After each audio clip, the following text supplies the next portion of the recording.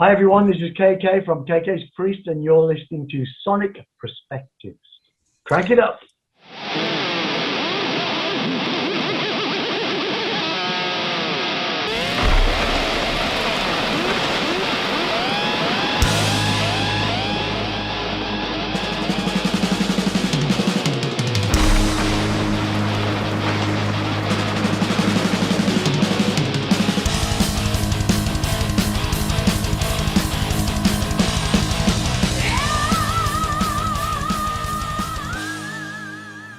Hello everyone, and welcome to another interview of Sonic Perspectives. I'm Rodrigo, and my guest today is the one and only KK Downing. KK, great to have you with us.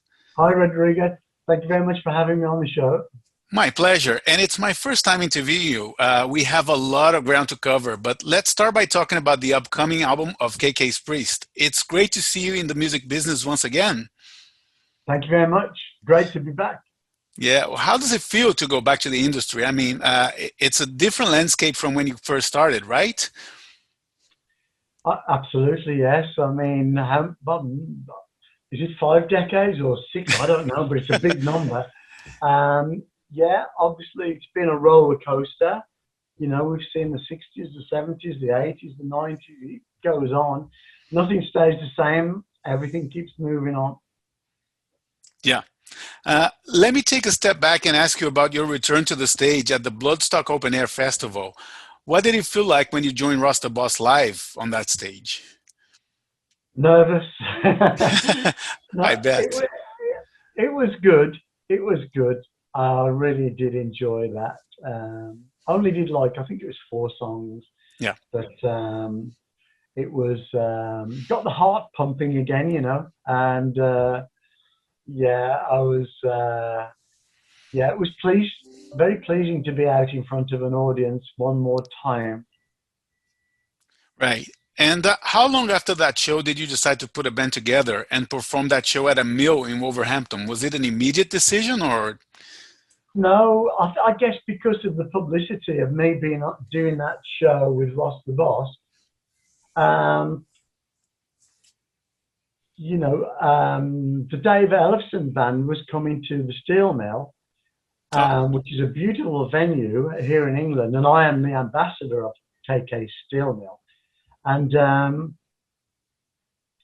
what happened was I was invited to play a couple of songs, and under duress, I agreed again, you know, to do that.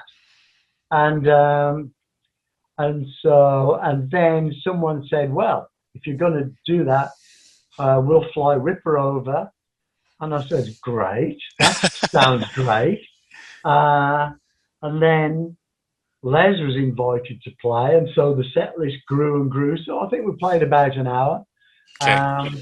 And that was a lot of fun, obviously playing with, you know, the guys again. And yeah, enjoyed it again, nervous times, because it was just a very quick rehearsal. Jump on the stage and play the performance. So I think we got away with it. Yeah, no, absolutely. And what was the thought process after that? I mean, to invite each band member and to name it KK's Priest, the entity you're promoting right now. Yeah, well, after that show, because, you know, like I say, in all honesty, I always thought the door would be open at some point to return to Judas Priest. But, you know, after multiple requests, the door was permanently closed. So that Christmas after that show, I sat down and thought, you know, I'll just see if there's an album there. I can actually put some songs together. And it just happened very, very quickly. And after about 4 weeks, I had some complete complete demos there for the songs. And then I knew then I would be able to invite the guys to you know, put a band together, knowing that the material was there for an album. So, and I enjoyed doing it. It came about very quickly, you know, so I was able to do the whole thing. So I felt very confident. Okay, so the material for this, for the first KK's Priest album, it came just from yourself, right? You didn't get a chance to like write together with the other band members, correct? No, No, because I wanted to feel confident. I didn't want to embarrass myself as well, you know. But when I sat down and started to do it, because I wanted to, because I had time to do it as well, you know, was to keep embellishing the songs. And I wanted to know, because I had ideas about the lyrics and the sentiments and the emotion and the messages and everything, you know, because that I had built up inside me for so long, you know, and so I wanted to create that, you know, with all of these songs, because all of the songs do have a meaning, you know, there is a storyline, and it's all encompassing, really, everything to do with probably my whole career, really, and my gratitude to the fans and the rejoicing of our beloved music that we like, the awareness of maybe we're losing a lot of good friends, you know, people are passing away, and the awareness that the music, you know, maybe not be here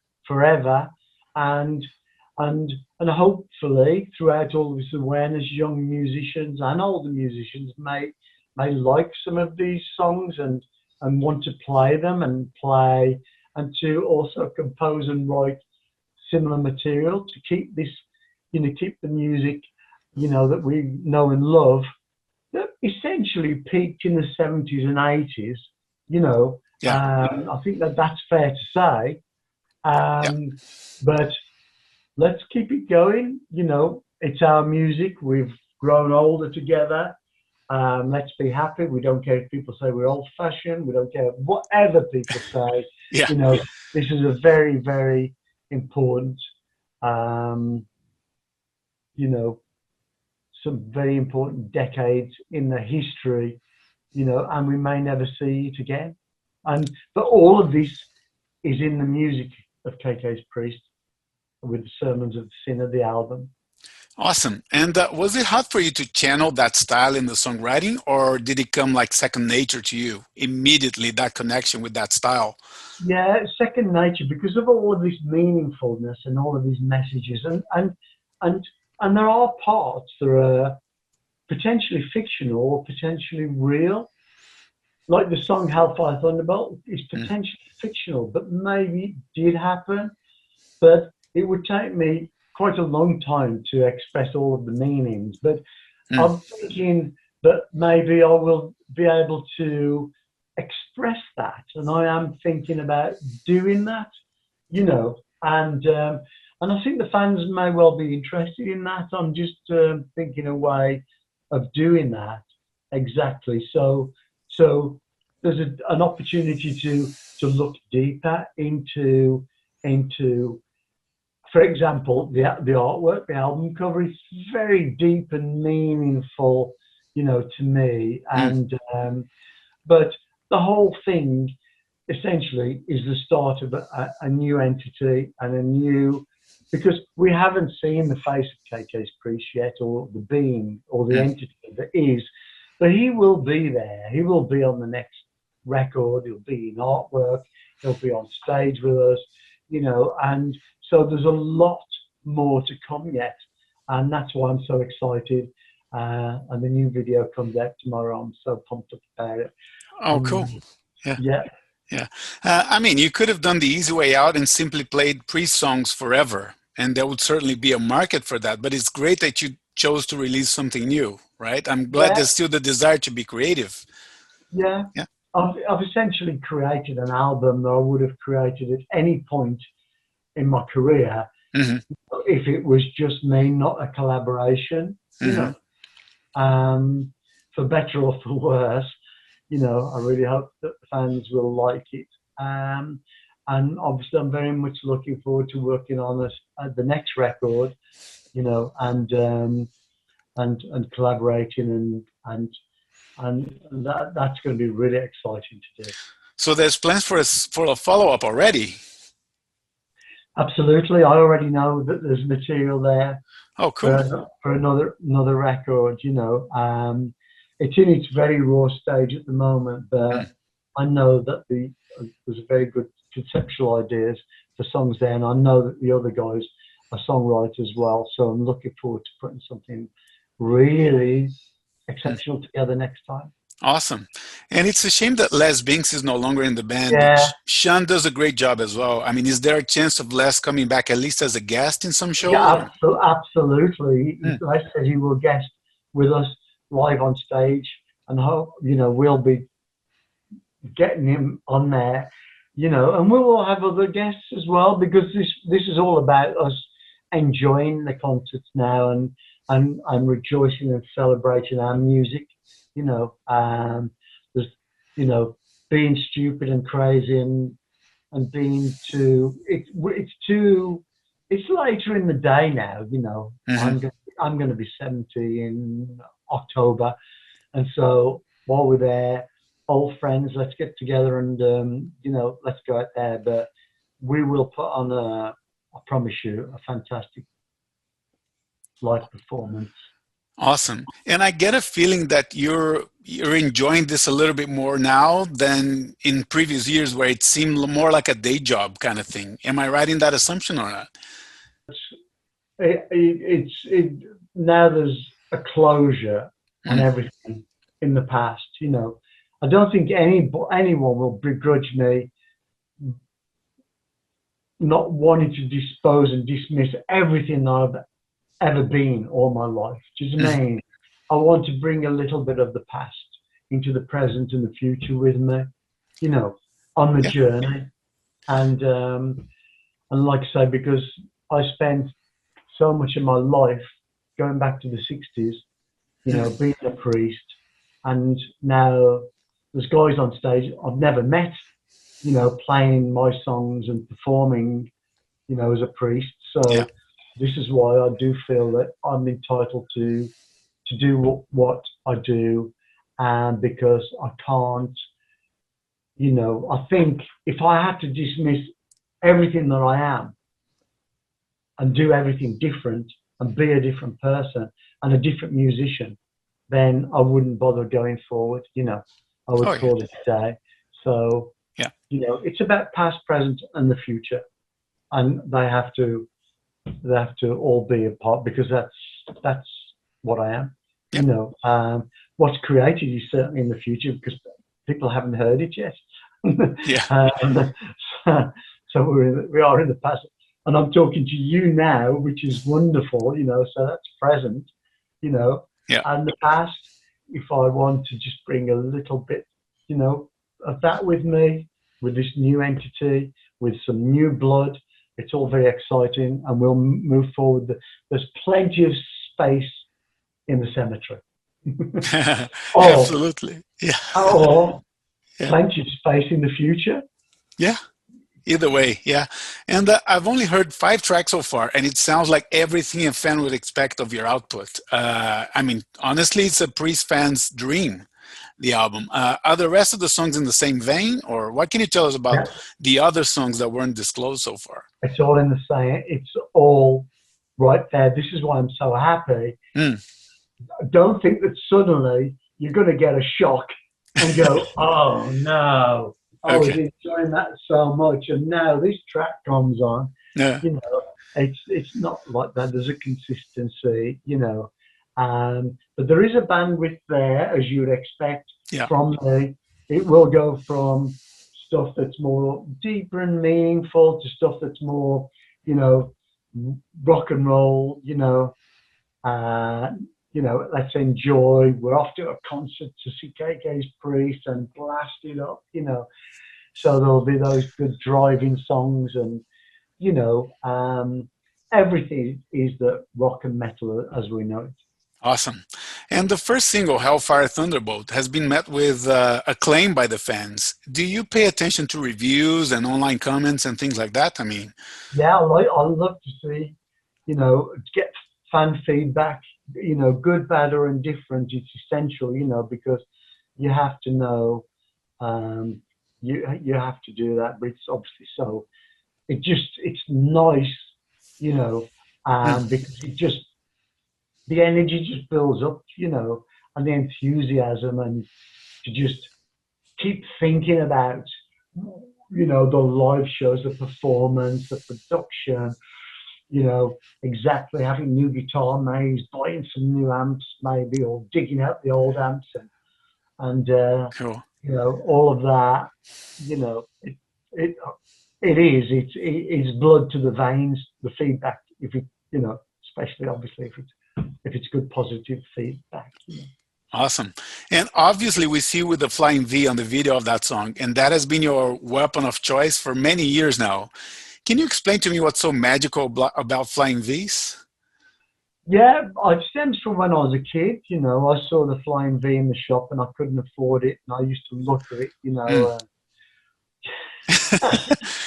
I was just like that Oliver Twist type of kid. You know, Mm. didn't have the money, but somehow I knew it was the guitar for what I wanted to do. And now, Mm. obviously, the Flying V is synonymous with metal and Yeah. heavy rock, and that's to me there was never a question. Oh, but because I had to trade this really, I worked hard to get this SG, you know, Mm. standard, and I didn't want to put it in. It was like I wanted to keep it as well, but I had to let it go to get the Flame Bird. That's sad, isn't it? You know, because I only had one guitar. Mm. I was Yeah. playing shows, so if I broke a string, I would have to take my time out Hmm. to restring the guitar on stage. Right. We remember those days, and you Good old think days. Yeah. it seems strange now, but I wasn't the only one that did that. Uh-huh. And to have a spare guitar was just like unheard of back in those days. Seems crazy now, doesn't it? Yeah, But absolutely. then, Yeah. so I had the Flying V, and then I was able to get a Strat, Hmm. and I had the best of both worlds. I had the Gibson Flying V, and I had the Fender Strat. I had everything. It was everything. My whole world was those. That's all you ever needed in life was those two guitars. You know. Awesome. Um, Yeah. so yeah, and it's just been wonderful to have been a part of the evolution of music, as you know, because you know none of it was around in the early '60s. It was just blues music and progressive blues bands like the Cream, Fleetwood Mac, and bands like that in the '60s. You know, Yeah. but Yeah. there was hints of heavy metal here and there, but it was very, you know, very few and far between. Yeah. But there was a little bit of heavy metal, and that's what I really wanted to hear. And that was the road I traversed, trying to create that music as best I could. Hmm. But ultimately, you had to have bandmates, and you had to have their input and the collaboration, you know. So it was a compromise. So basically, I guess now I'm doing what I always would have done if it would have been, you know, just me, because obviously this band will be a collaboration as well with the input, and we've yet to traverse that route, but we will do, you know. Awesome. And back to the album, I think the title track, Sermons of the Sinner, it kind of bridges the gap between the Ripper era of Priest with the more classic sound of the early 80s. Am I right in that assumption? I mean, I got that vibe for sure. Yeah, Sermons of the Sinner, if there was one song on the whole album that has a multitude of sentiments in there, it would be that song, Mm. you know, and that's why it's kind of interesting, really, as the title track, you know. Yeah. So, but yeah, it is kind of, you know, a bit of Painkiller, obviously the Ripper era, Yeah. and some of the classic stuff in there as well. It's pretty much all encompassing, really. So I'm really looking forward to everyone being able to hear that song. Yeah. Raise Your Fists, another one I was able to hear. It makes me want to do exactly that. Raise my fist in the air and scream. I guess when you write songs like that, it's inevitable to think about the fans' reaction in the crowd, right? In a live setting. Yeah, because, you know, I mean, before that song was finished, obviously the COVID started to come in and things like that. But I think it was a lot about me being away for so long as well, you know, and certainly, you know, it's it's it's that song that is really saying, okay, everybody, and the time will come, the COVID will just disappear, we'll have festivals booked, we'll have our own shows booked, and that is a song I want everybody to be playing in the car when they're on the way to see us play a live show, because, you know, we're back again, you know, Yeah. strong, loud, strong, you know, there's nothing complicated about those sentiments, but it's just about the show, hitting town, the old days, me looking out the window, the two of us, and looking at the car parks of like these big car parks full of everybody there looking to enjoy themselves. And I'm there nervous, dying of so, you know, and not thinking, God, just us, couple of people, we're going to be on there, you know, doing this tonight. But so Yeah. there's all that energy. It's all about that kind of sentiment, and that's relative to a lot of songs that you might be able to relate to in the past that are kind of have similarities. Yeah. I'll say this record is about it's a recollection, you know, it's about regressing to the ultimate glory days, really, and Yeah. hopefully, you know, these times we've been in last year and this year with everything that's happening with the pandemic and everything, at some point we'll just be like, you know, wild animals let out of the cage. And Yeah. It's a callback to the heavy metal parking lot days for sure. yeah, Though, yeah, yeah. it is. Yeah. It's exactly that. It's exactly that. Right. Yeah. And I'm excited about what you're planning in terms of set list. Is it safe to say that you bring some songs from the Jugulator and Demolition era or not? Without a doubt, you know. Um, and that's the cool thing about the band, really. We can do a new stuff. We can do the Ripper years, and also there's definitely some stuff I'd like to bring up from the past that we never got round to doing. Hmm. You know, a couple of personal favourites of mine. I would like to, you know, after all of these years, go out and play them, those songs. You know. Yeah. And I think Demolition and Jugulator, they were kind of unfairly received at the time, but they've been somewhat redeemed in the eyes and ears of the fans. Why do you think that is? I think lots of bands release things either too late or too early. You Hmm. know, timing is very, very important, and maybe the timing wasn't quite right, but it was a big thing, obviously, for Ripper, obviously, to step into. It wasn't so much that Ripper was there; it was the fact that Halford wasn't there. I think for a Yeah. lot of fans, it was the familiarity of the voice, which I know and I understand. But Rob left and formed three bands, Yeah. not one, but two, but three. You know, Yeah. Yeah. and playing Priest songs as well. You know, so, but yeah, I think things have turned around now, and fans revisit, and yeah, there's a lot of guitar parts on those. You know, apart from the vocals, Yeah. you know, a lot of guitar riffs and a lot of guitar work. You know, which obviously we're immensely proud of. Yeah. Was it a coincidence for you that Rob left Priest and Bruce Dickinson left Iron Maiden more or less at the same time? I mean, that was like the mid 90s or early 90s, right? Yeah, What was the I think reason for that? I Yeah. don't know, Mm. but did that bring about the change in metal? Because then it seemed like our beloved, you know, classic and true metal got shelved for a while. I think, you know, Yeah. and we didn't see the new bands coming through, you know, so much playing, you know, Yeah. in abundance the way that we wanted to. Really, me, you Yeah. know, and we Yeah. never got that. We never got the we had the new wave of British heavy metal, you know, with Maiden and Saxon and Def Leppard and Angel Witch.